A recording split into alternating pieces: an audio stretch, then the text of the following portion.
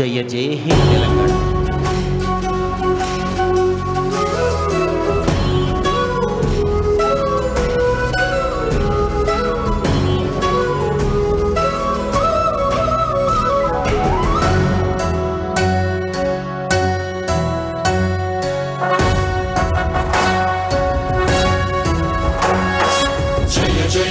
తెలంగాణ. జననీ జయకేతనం ముకోటి గొంతుకలు ఒక్కటైన చేతనం తరతరాల చరిత గల తల్లి నీరాజనం పద పదాన నీ పిల్లలు ప్రణమిల్లిన శుభతరుణం. జయ తెలంగాణ జయ జయ తెలంగాణ జయ తెలంగాణ జయ జయ Telangana.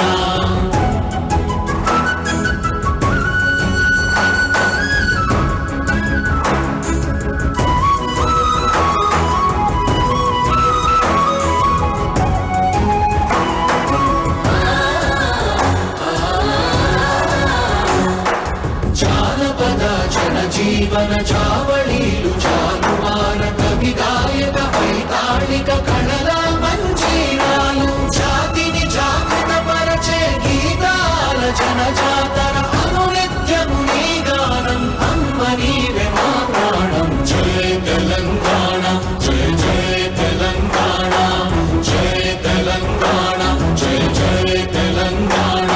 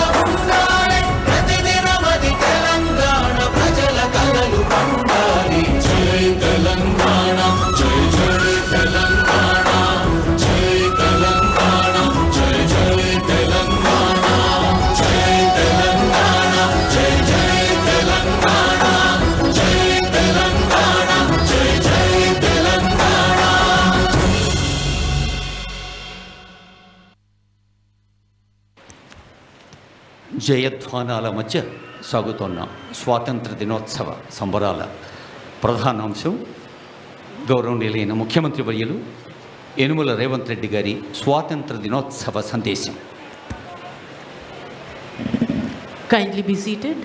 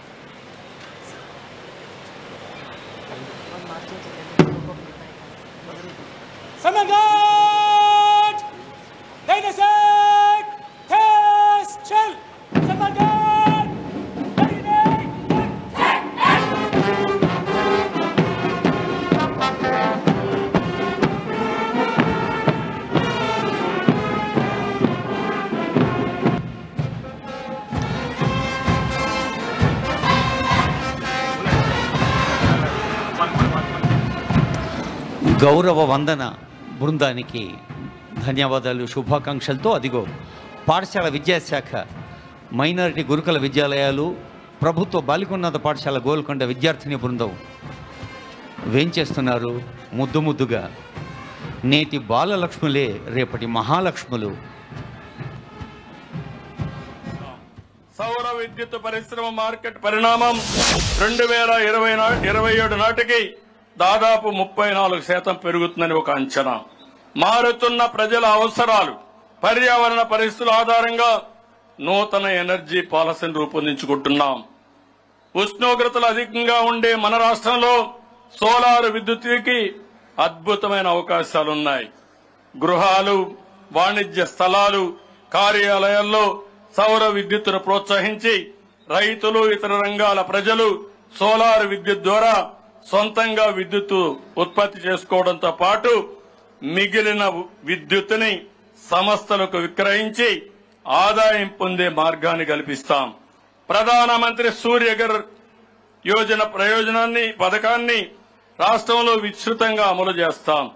Solar, wind, pumped energy, battery, bio ఎనర్జీలతో పాటు భవిష్యత్ అవసరాల కోసం గ్రీన్ హైడ్రోజన్ ఎనర్జీ తెంచి స్వేచ్ఛా వాయువులు పీల్చుకునే ఈ రోజు మనందరికీ పర్వదినం.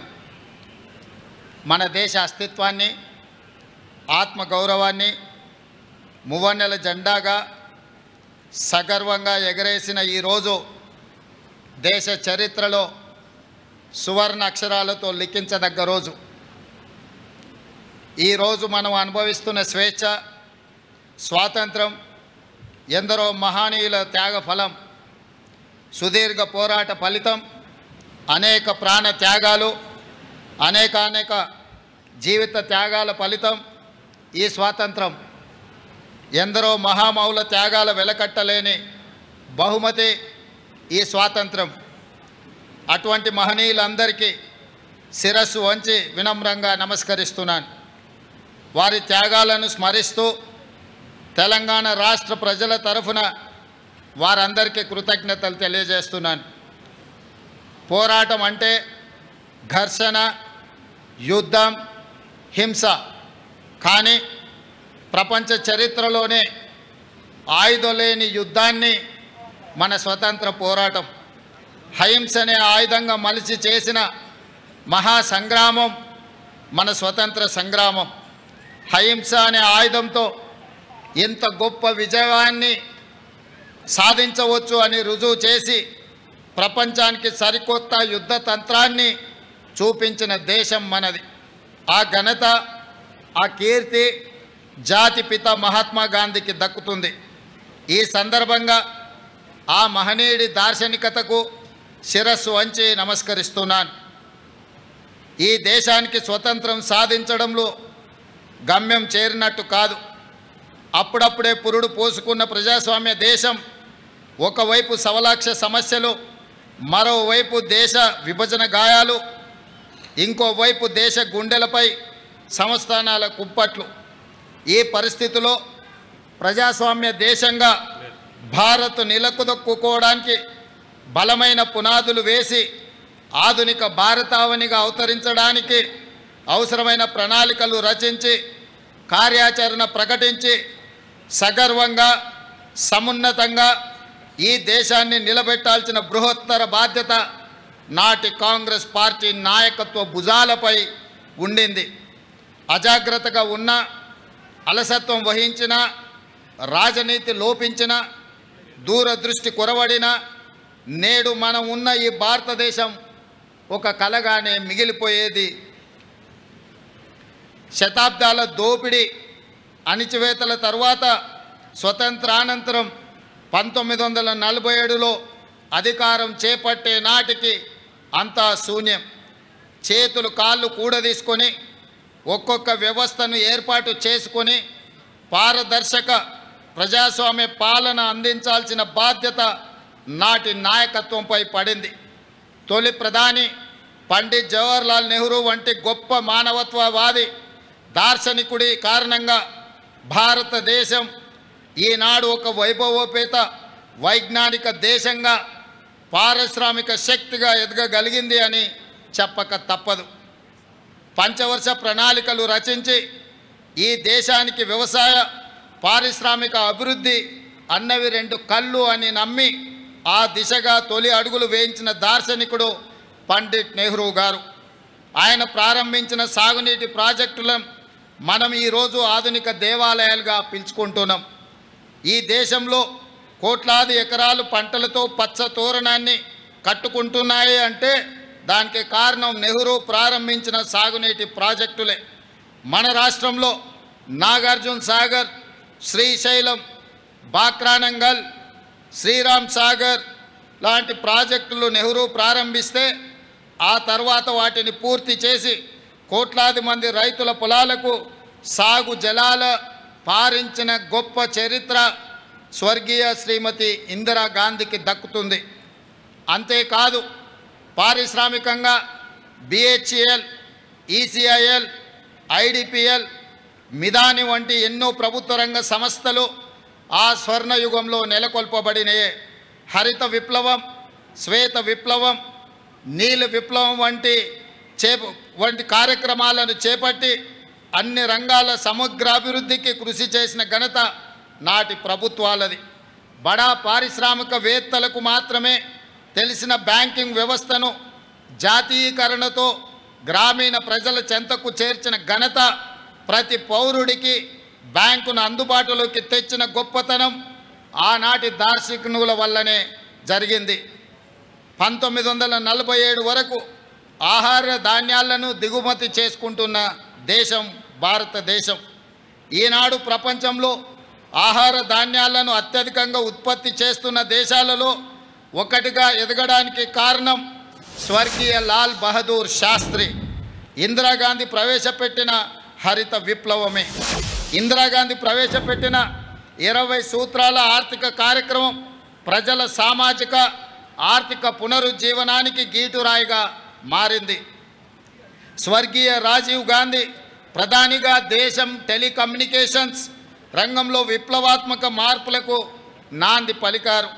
అంతరిక్ష అణుశక్తి కార్యక్రమాల్లో స్వదేశీ పరిజ్ఞాన్ని వినియోగించి అతి కొద్ది దేశాల సరసన భారతదేశం ఆనాడే నిలపగలిగారు. స్వర్గీయ రాజీవ్ గాంధీ హయాంలో ఈ దేశానికి సాంకేతిక విప్లవాన్ని తీసుకురాగా ఆ తర్వాత ప్రధానిగా బాధ్యతలు స్వీకరించిన మన తెలంగాణ బిడ్డ స్వర్గీయ పివి నరసింహారావు గారు ఆర్థిక విప్లవాన్ని తీసుకువచ్చి భారతదేశ ముఖ చిత్రాన్ని మార్చివేశారు. ఇట్లా నెహ్రూ హయంలో మొదలైన భారతదేశ విజయ ప్రస్థానం ఇందిరా, రాజీవ్, పివి హయంలో ప్రపంచంలో అగ్రదేశాల సరసన చేరే స్థాయికి ఎదిగింది. స్వతంత్రం సాధనతో పాటు కాంగ్రెస్ ఈ దేశానికి అందించిన సేవలకు ఇవి కొన్ని ఉదాహరణలు మాత్రమే. నేటి ప్రజలు, ఈ తరం యువకులు ఈ వాస్తవాలను గ్రహించవలసిన అవసరము ఉంది.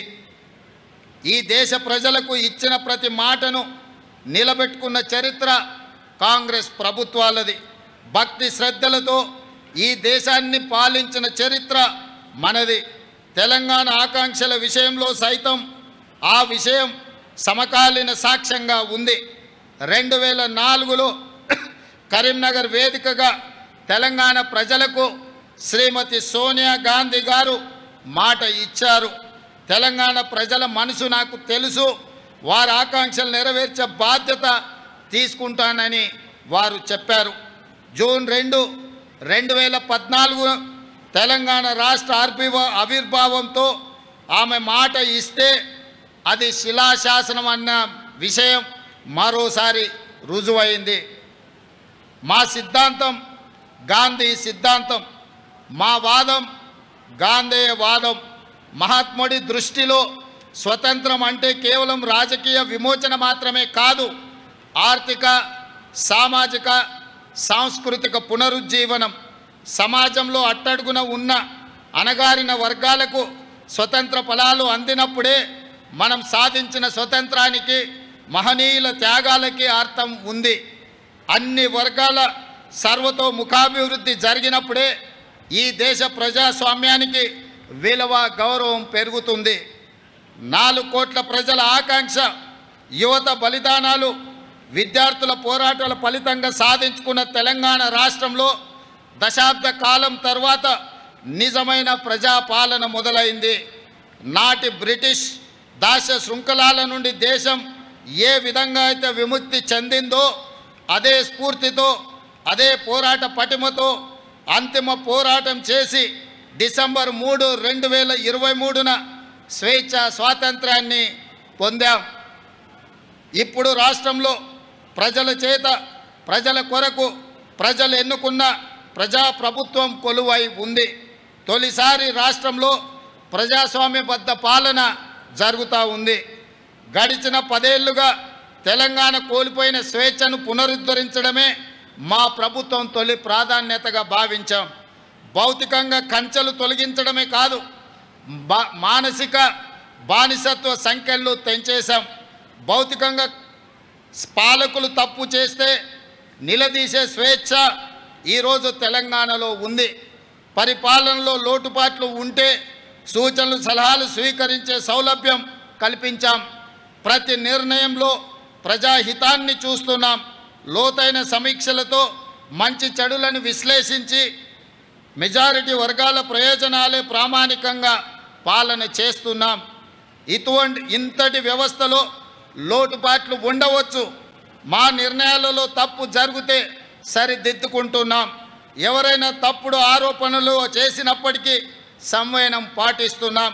ఇది ప్రజాస్వామ్యం అన్న స్ఫూర్తితో పాలన చేస్తున్నాం. ఎన్నికల సందర్భంలోనే చెప్పాం, మేము అధికారంలో వస్తే రాష్ట్రంలో 7వ గ్యారెంటీగా ప్రజాస్వామ్యాన్ని పునరుద్ధరిస్తామన్నాం. ఈరోజు అక్షరాల అది చేసి చూపిస్తున్నాం. ఇచ్చిన మాట ప్రకారం ప్రజాపాలన సాగిస్తున్నాం.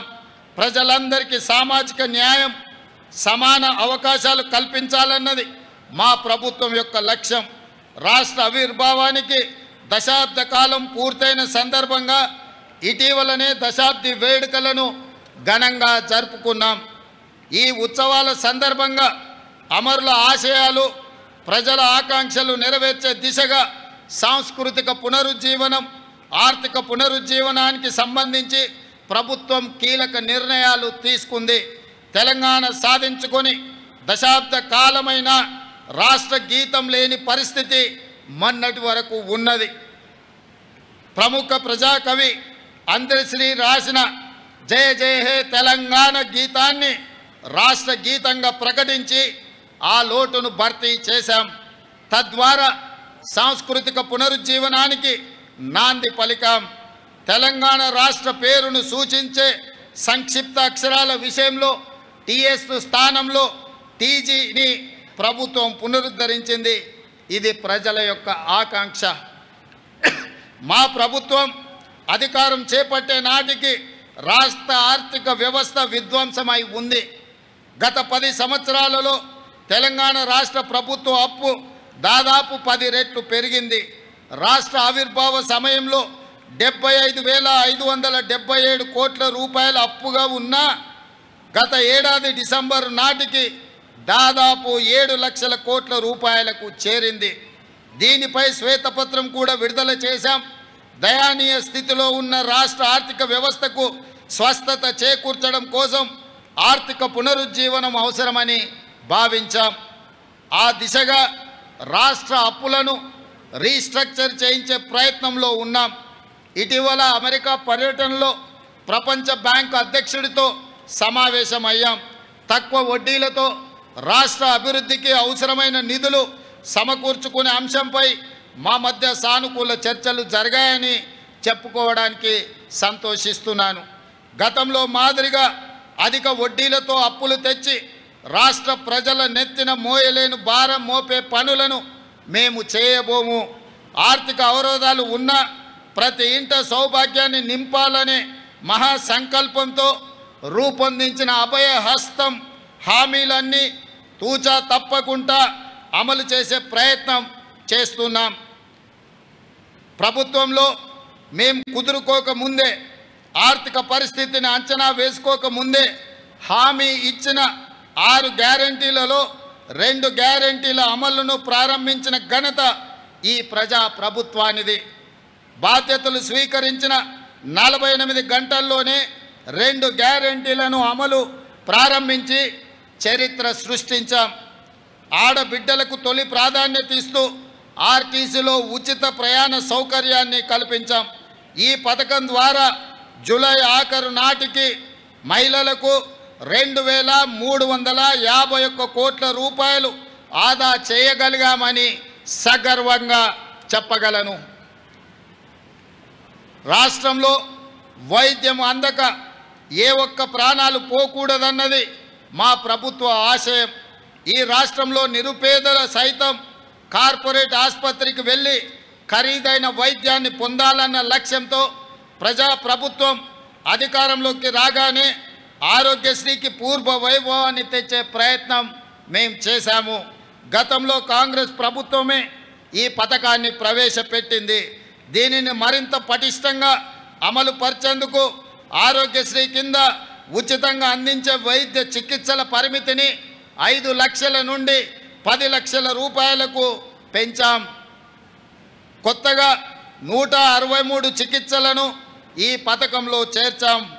మొత్తం 1835 చికిత్సలకు 10 లక్షల రూపాయల వరకు ఉచిత వైద్యం అందుతుంది.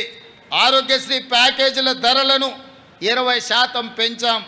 అవయవ మార్పిడి సహా ఆధునిక చికిత్సలను అందుబాటులోకి తీసుకువచ్చాం. రేషన్ కార్డుతో సంబంధం లేకుండా ఆరోగ్యశ్రీ పథకం అమలు చేయాలని మా ప్రభుత్వం నిర్ణయించింది.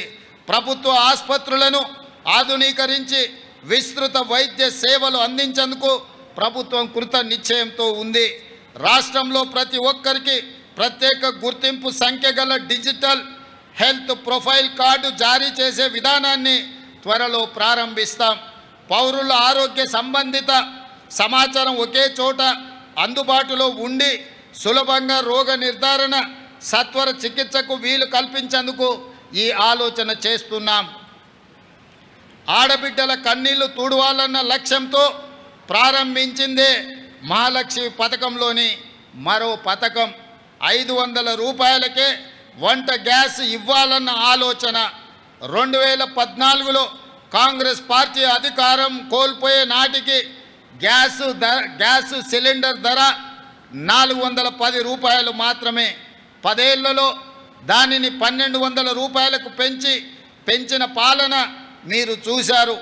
అందుకే తిరిగి సిలిండర్ ధరను 500 రూపాయలకే ఇవ్వాలన్న సంకల్పంతో ఈ కార్యక్రమాన్ని ఈ ఏడాది ఫిబ్రవరి 27న ప్రారంభించాం. 40 లక్షల మంది లబ్ధిదారులతో మొదలైన ఈ పథకం ప్రస్తుతం 43 లక్షల మందికి లబ్ధి చేకూర్చుతుంది. సబ్సిడీ కింద లబ్ధిదారులు ఉపయోగించిన 61,77,933 సిలిండర్లకు గాను 204 కోట్ల రూపాయలను ప్రజాప్రభుత్వం చెల్లించింది. అదేవిధంగా అల్పాదాయ వర్గాల వారికి విద్యుత్ బిల్లుల భారం తగ్గించి వారి గృహాలలో చీకట్లను పారదోలి విద్యుత్ కాంతులను నింపేందుకు గృహజ్యోతి పథకం అమలు చేస్తున్నాం. 200 యూనిట్ల కంటే తక్కువ విద్యుత్ వాడే ప్రతి ఇంటికి ఉచిత వెలుగులు పంచుతున్నాం. ఈ పథకాన్ని 2024లో ప్రారంభించాం. ప్రజాపాలన సేవా కేంద్రాల ద్వారా దరఖాస్తులు స్వీకరించి అర్హులైన వారందరికీ ఈ పథకం వర్తింపచేస్తున్నాం. ప్రస్తుతం 46,19,236 మంది లబ్ధిదారులకు ఈ పథకం ద్వారా లబ్ధి పొందుతున్నారు. అదేవిధంగా ఎన్నికల మేనిఫెస్టోలో పేర్కొన్న విధంగా పేద బడుగు వర్గాల సొంత ఇంటి కల నెరవేర్చేందుకు ఇందిరమ్మ ఇండ్లు పేరుతో నూతన గృహ నిర్మాణ కార్యక్రమాన్ని ప్రారంభించాం. భద్రాద్రిలో పరమ పవిత్రమైన శ్రీరాముని సన్నిధిలో ఈ కార్యక్రమానికి శ్రీకారం చుట్టాం. ఈ పథకం ద్వారా ప్రతి నియోజకవర్గంలో కనీసం 3,500 ఇళ్ల చొప్పున ఈ ఆర్థిక సంవత్సరంలో 4,50,000 ఇళ్ల నిర్మాణం లక్ష్యంగా పెట్టుకున్నాం. ఈ పథకం కింద పేదల ఇల్లు కట్టుకోవడానికి 5 లక్షల రూపాయలు ప్రభుత్వం ఉచితంగా చెల్లిస్తుంది. అదేవిధంగా మిత్రులారా, మా ప్రభుత్వ ఎజెండాలో వ్యవసాయ రంగం అత్యంత ప్రాధాన్యత అంశంగా ఉంది. అందుకే ఇటీవల బడ్జెట్లో వ్యవసాయ అనుబంధ రంగాలకు భారీ మొత్తంలో 72,659 కోట్ల రూపాయలు కేటాయించాం. ఆహార ధాన్యాలతో సహా వివిధ పంటల ఉత్పత్తుల దిగుబడులను పెంచడం ద్వారా రైతన్నల ఆదాయం పెంచేందుకు మా ప్రభుత్వం కృషి చేస్తుంది. రైతులకు కావలసిన ఎరువులు, విత్తనాలు ప్రాథమిక వ్యవసాయ సహకార పరపతి సంఘాల ద్వారా పంపిణీ చేస్తున్నాం. ఈ ఏడాది వానాకాలం పంటకు జూలై 24 నాటికి 11,85,000 మెట్రిక్ టన్నుల ఎరువులు పంపిణీ చేశాం. ఇప్పటికీ ఇంకా 10,65,000 మెట్రిక్ టన్నుల ఎరువులు అందుబాటులో రైతులకు ఉన్నాయి. అదేవిధంగా రాష్ట్రంలోని రైతాంగం నేడు అతిపెద్ద పండగ జరుపుకుంటుంది.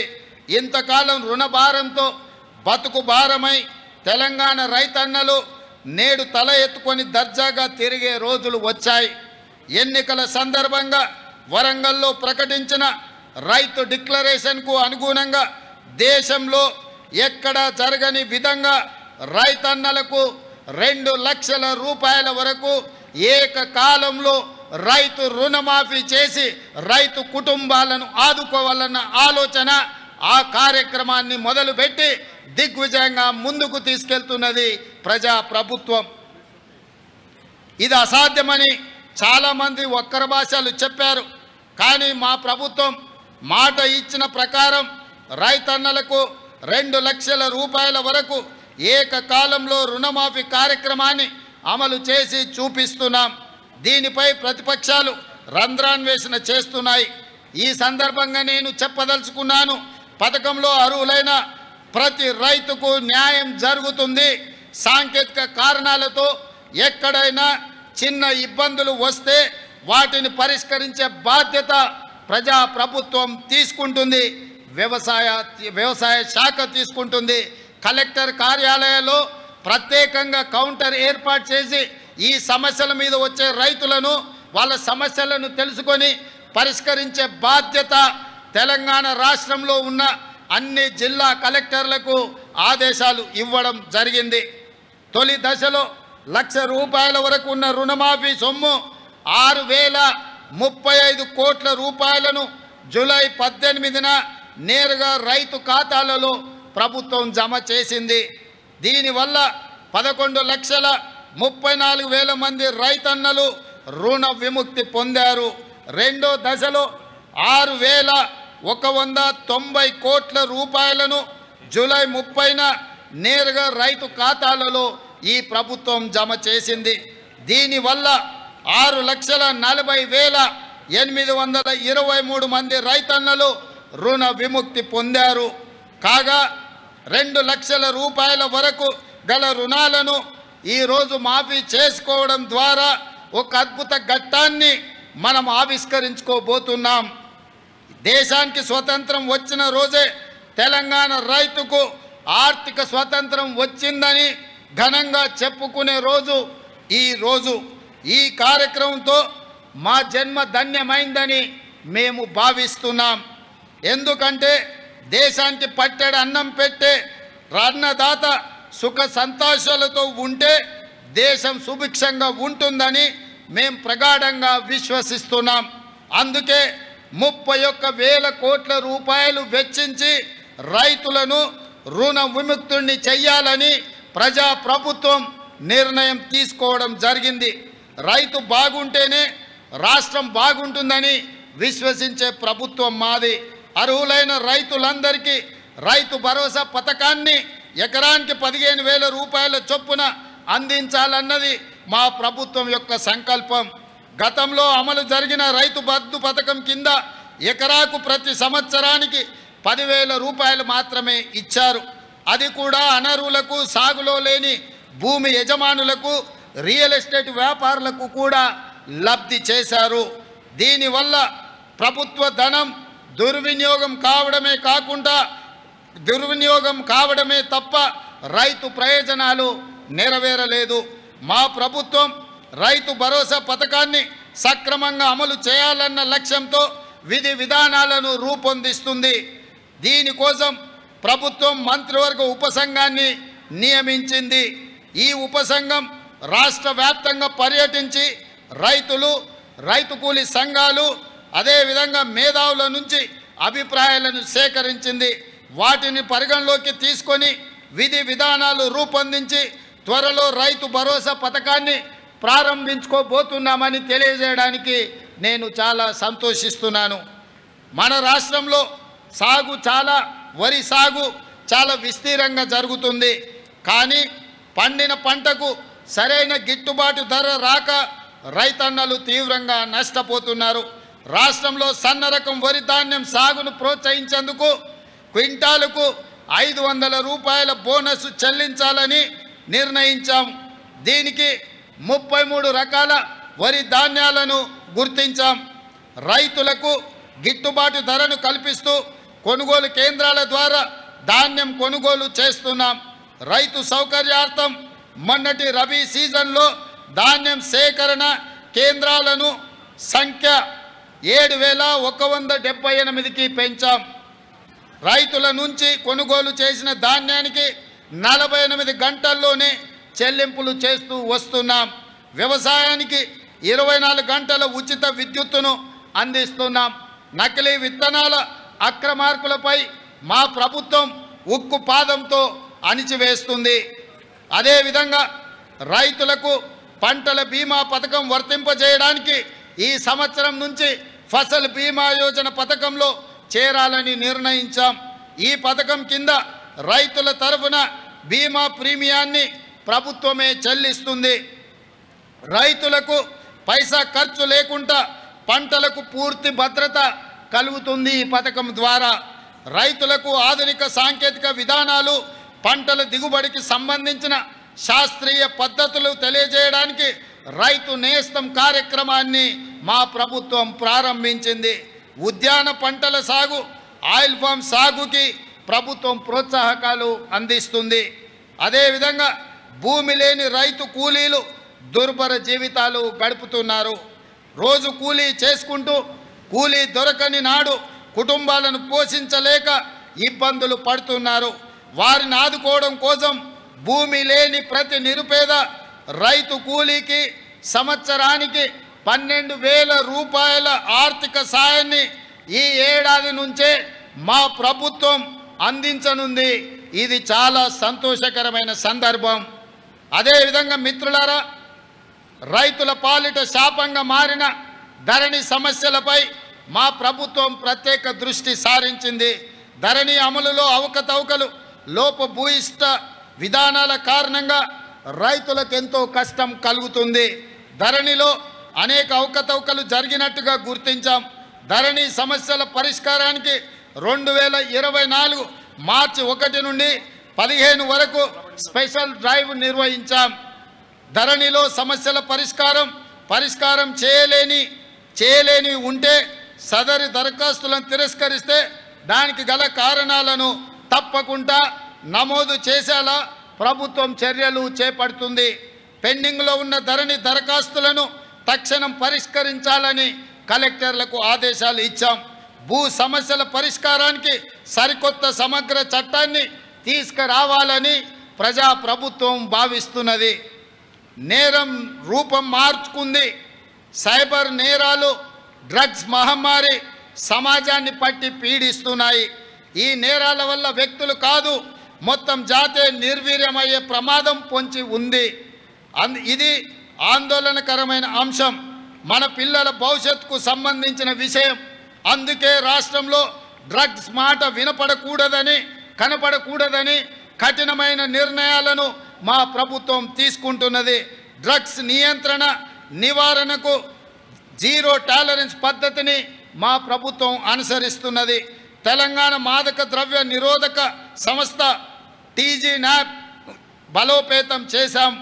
సైబర్ మోసాలు, నేరాల బారిన పడిన వారికి సత్వర సహాయం అందించేందుకు 1930 పేరుతో 24 గంటలు పనిచేసే కాల్ సెంటర్ని ఏర్పాటు చేశాం. రాష్ట్రంలో విద్యా వ్యవస్థను మెరుగుపరచడానికి త్వరలో విద్యా కమిషన్ను ఏర్పాటు చేయాలని మా ప్రభుత్వం నిర్ణయించింది. అంగన్వాడీలను ప్రీ ప్రైమరీ స్కూల్స్గా మార్చబోతున్నాం. ప్రాథమిక పాఠశాలలు మొదలు విశ్వవిద్యాలయాల వరకు నాణ్యమైన విద్యా బోధన, నైపుణ్య శిక్షణ, ఉపాధి కల్పనకు ఒక మిషన్ మోడ్లో పని చేయాలని మా ప్రభుత్వం నిర్ణయించింది. పాఠశాలలు తెరిచిన రోజే పిల్లలందరికీ యూనిఫారాలు, పాఠ్య పుస్తకాలను అందజేశాం. అమ్మ ఆదర్శ పాఠశాలల ద్వారా మౌలిక వసతులు కల్పిస్తున్నాం. 65 ప్రభుత్వ ITIలను టాటా సంస్థ సహకారంతో నైపుణ్య కేంద్రాలుగా మారుస్తున్నాం. ఎస్సీ ఎస్టీ బీసీ మైనారిటీ విద్యార్థుల కోసం ప్రతి నియోజకవర్గంలో ఒకే ఆవరణలో 20 నుంచి 25 ఎకరాల స్థలంలో ఇంటిగ్రేటెడ్ మోడల్ స్కూళ్లను నిర్మించబోతున్నాం. ఇది ఎస్సీ ఎస్టీ బీసీ మైనారిటీ విద్యార్థుల జీవితాలలో వెలుగు నింపబోతుంది. వాళ్ళకు ఉజ్వల భవిష్యత్తును రాష్ట్ర ప్రభుత్వం ఇవ్వబోతుందన్న విషయాన్ని సగర్వంగా తెలంగాణ ప్రజలకు నేను తెలియజెప్పదలుచుకున్నాను. ఇటీవలనే మిత్రులారా బేగర్ కంచె ముచ్చర్ల దగ్గర రంగారెడ్డి జిల్లాలో యంగ్ ఇండియా స్కిల్స్ యూనివర్సిటీకి శంకుస్థాపన చేసుకున్నాం. తెలంగాణ విద్యారంగంలో ఇదొక విప్లవాత్మక మలుపు కాబోతుంది. మన పిల్లల కొలువులకు ఇది ఒక వేదికగా మారబోతుంది. సరికొత్త నైపుణ్యాలతో ఉపాధికి గ్యారంటీ ఇవ్వబోతుంది. ఈ యూనివర్సిటీకి మహేంద్ర గ్రూప్ అధినేత ఆనంద్ మహేంద్రను చైర్మన్గా ఉండాలని తెలంగాణ రాష్ట్ర ప్రభుత్వం తరఫున వారికి విజ్ఞప్తి చేస్తే వారు ఉదార స్వభావంతో దీనికి చైర్పర్సన్గా ఉండడానికి వారు ఆమోదించిందని మీకందరికీ ఈ సందర్భంగా సగర్వంగా తెలియజేస్తున్నాను. మిత్రులారా, రంగుల గోడలు అద్దాల మేడలు కాదు, ప్రజల జీవితాలలో గుణాత్మక మార్పు రావాలి. దానికి రాష్ట్ర అభివృద్ధి సంక్షేమం సమపాలలో జరగాలి. తెలంగాణను ప్రపంచానికి ముఖద్వారంగా మార్చాలి. తెలంగాణ బ్రాండ్ను విశ్వవేదికపై సగర్వంగా చాటాలి. అందుకే ఇటీవలే మన రాష్ట్రానికి పెట్టుబడుల సాధన కోసం నేను సహచర మంత్రివర్యులు శ్రీధర్ బాబు గారు కలిసి అమెరికాలో పర్యటించాం.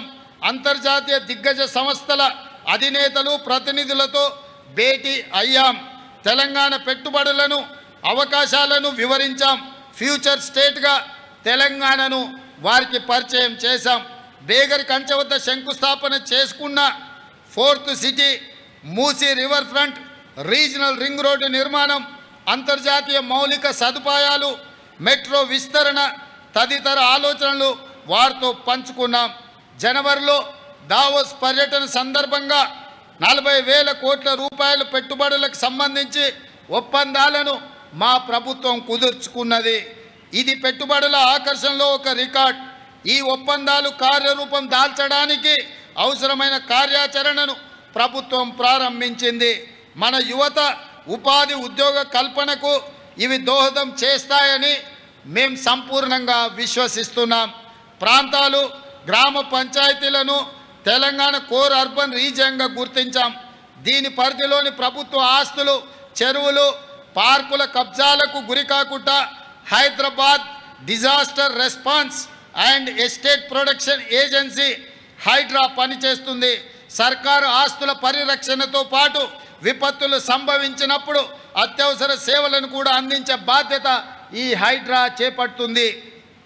అదేవిధంగా మిత్రులారా, అధికారంలోకి వచ్చిన 3 నెలల్లోనే 30,000 మందికి ఉద్యోగ నియామక పత్రాలు అందజేశామని చెప్పడానికి నేను గర్వపడుతున్నాను. తెలంగాణ పబ్లిక్ సర్వీస్ కమిషన్ను ప్రక్షాళన చేసి ఇప్పటికే గ్రూప్ 1 ప్రాథమిక పరీక్షలను విజయవంతంగా జరిపించాం. 11,062 టీచర్ పోస్టుల భర్తీకి డిఎస్సిని విజయవంతంగా నిర్వహించాం. ఉద్యోగ నియామక పరిమితిని కూడా 44 ఏళ్ల నుంచి 46 ఏళ్ల వరకు మా ప్రభుత్వం పెంచడం జరిగింది. గ్రూప్ 1, గ్రూప్ 2, గ్రూప్ 3 నియామకాలకు ఉన్న కోర్టు చిక్కుముళ్లను పరిష్కరించాం. ఇటీవలనే శాసనసభలో జాబ్ క్యాలెండర్ను ప్రవేశపెట్టాం. దాని ప్రకారం పోటీ పరీక్షలు నిర్వహించి ప్రతి ఏటా ఉద్యోగ ఖాళీలు భర్తీ చేయబోతున్నాం. రాష్ట్రంలో నిరుద్యోగ యువతకు నేను హామీ ఇస్తున్నా, మీ సమస్యలు ఏమైనా ఉంటే ప్రభుత్వం దృష్టికి తీసుకురండి. వాటిని పరిష్కరించే బాధ్యత మేము తీసుకుంటాం. చెప్పుడు మాటలు విని మీ భవిష్యత్తును చెడగొట్టుకోవద్దు. ఎవరు ఉద్యోగాల కోసమో మీ జీవితాలను బలి చేసుకోవద్దు. ఇప్పటికే గడిచిన 10 ఏళ్లుగా మీరు చాలా నష్టపోయారు. పెద్దన్నగా మీకు అండగా నేను ఉంటా. సింగరేణి సహకారంతో రాజీవ్ గాంధీ సివిల్స్ అభయహస్తం కింద సివిల్స్లో ప్రాథమిక పరీక్షను విజయవంతంగా పూర్తి చేసిన అర్హులైన తెలంగాణ యువతకు ₹1,00,000 వంతున ఆర్థిక సహాయం అందించాలని మా ప్రభుత్వం నిర్ణయించింది. మిత్రులారా, రాష్ట్రంలో 63 లక్షల మంది మహిళలను వ్యాపార పారిశ్రామికవేత్తలుగా తీర్చిదిద్దే లక్ష్యంతో రాష్ట్ర ప్రభుత్వం ఇందిరా మహిళా శక్తి పథకానికి రూపకల్పన చేసింది. స్త్రీ నిధి ఏర్పాటు, బ్యాంకులతో అనుసంధానం ద్వారా మహిళలకు ₹1,00,000 కోట్ల ఆర్థిక సహాయాన్ని అందించాలని లక్ష్యంగా పెట్టుకున్నాం. మహిళలకు ఆసక్తి ఉన్న రంగాలలో వృత్తి నైపుణ్య శిక్షణ ఇప్పించి బ్రాండింగ్, మార్కెటింగ్లో మెలకువలు నేర్పించే సౌకర్యాలు కల్పిస్తున్నాం.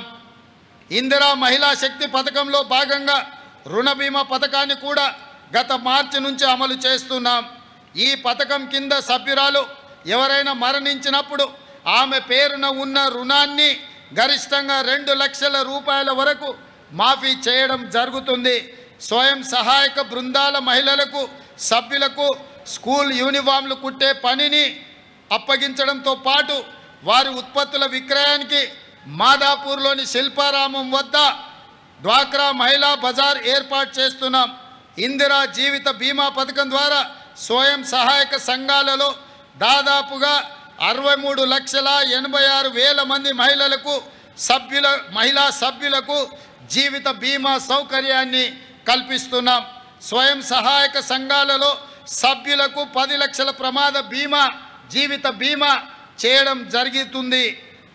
అదేవిధంగా మిత్రులారా, రాష్ట్ర విభజన అనంతరం ఆంధ్రప్రదేశ్తో ఆస్తుల విభజనకు సంబంధించిన సమస్యలను పరిష్కరించేందుకు గత దశాబ్ద కాలంగా ఏ విధమైన ప్రయత్నాలు జరగకపోవడంతో ఎక్కడి సమస్యలు అక్కడే ఉండిపోయాయి.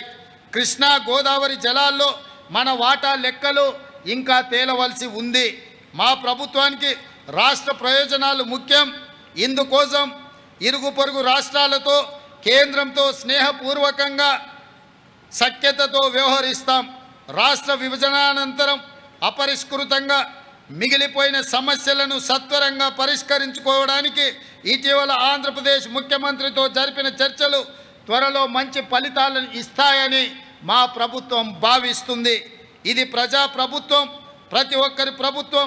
స్వేచ్ఛకు ప్రాధాన్యత ఇస్తూ, ప్రజాస్వామ్య విలువలను గౌరవిస్తూ, సంక్షేమానికి పెద్దపీట వేస్తూ విశ్వ వేదికపై తెలంగాణను సగర్వంగా నిలిపే పాలన శక్తి వంచన లేకుండా కృషి చేస్తామని హామీ ఇస్తూ దీనికి ప్రతి ఒక్కరూ సహకరించాలని కోరుతూ మరొక్కసారి అందరికీ స్వతంత్ర దినోత్సవ శుభాకాంక్షలు.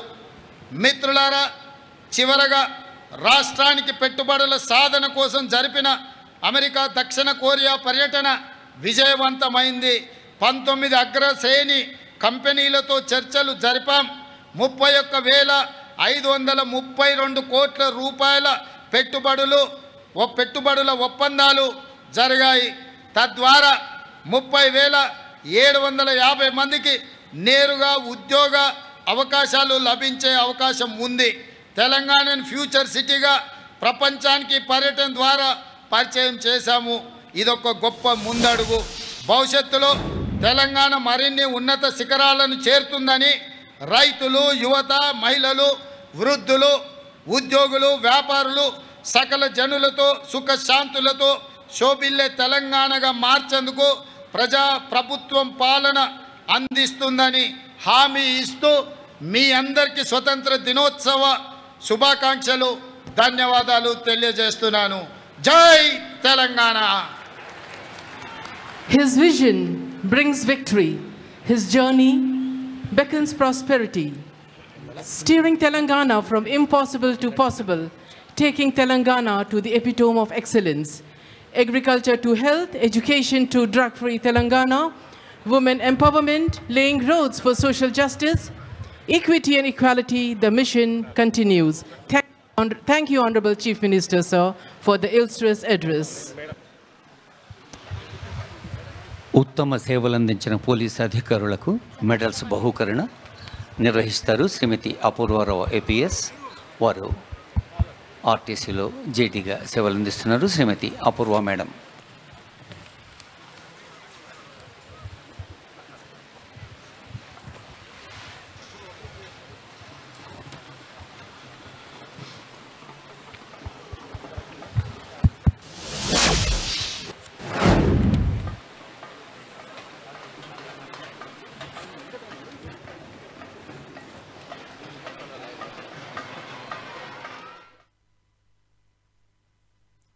Telangana State Special Police Contingent. ప్రత్యేక శ్రద్ధ, విద్యార్థుల పట్ల ప్రత్యేక ప్రేమ. ఇందాకే అనుకున్నాం, ఈ చిన్నారి తల్లులు బాలలక్ష్ములు రేపటి తెలంగాణకు మహాలక్ష్ములై కొత్త శోభనిస్తారు. పాఠశాల విద్యాశాఖ ప్రభుత్వ బాలికోన్నత పాఠశాల విద్యార్థిని బృందానికి ముఖ్యమంత్రి గారు శుభాశీస్సులు, శుభాకాంక్షలు అందజేస్తున్నారు.